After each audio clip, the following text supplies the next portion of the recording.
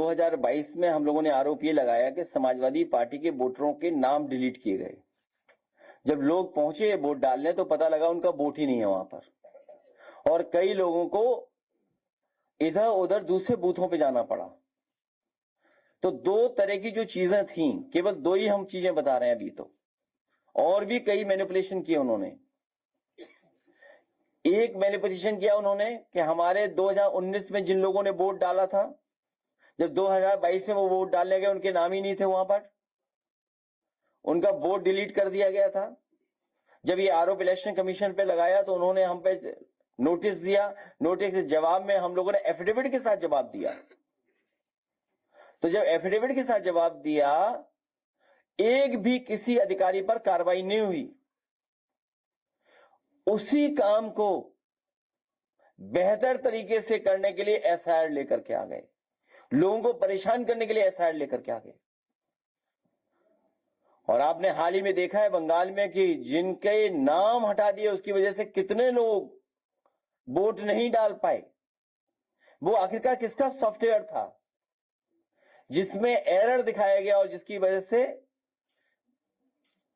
बड़े पैमाने पर लोग वोट डालने से रह गए। 2022 में हम लोगों ने आरोप ये लगाया कि समाजवादी पार्टी के वोटरों के नाम डिलीट किए गए। जब लोग पहुंचे वोट डालने तो पता लगा उनका वोट ही नहीं है वहां पर, और कई लोगों को इधर उधर दूसरे बूथों पे जाना पड़ा। तो दो तरह की जो चीजें थी, केवल दो ही हम चीजें बता रहे हैं अभी, तो और भी कई मैनिपुलेशन किए उन्होंने।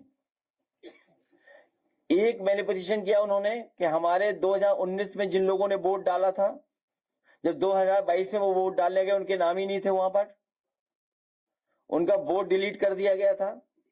जब ये आरोप इलेक्शन कमीशन पे लगाया तो उन्होंने हम पे नोटिस दिया। नोटिस के जवाब में हम लोगों ने एफिडेविट के साथ जवाब दिया। तो जब एफिडेविट के साथ जवाब दिया, एक भी किसी अधिकारी पर कार्रवाई नहीं हुई। उसी काम को बेहतर तरीके से करने के लिए एसआईआर लेकर के आ गए, लोगों को परेशान करने के लिए एसआईआर लेकर के आ गए। और आपने हाल ही में देखा है बंगाल में कि जिनके नाम हटा दिए उसकी वजह से कितने लोग वोट नहीं डाल पाए। वो आखिरकार किसका सॉफ्टवेयर था जिसमें एरर दिखाया गया और जिसकी वजह से बड़े पैमाने पर लोग वोट डालने से रह गए।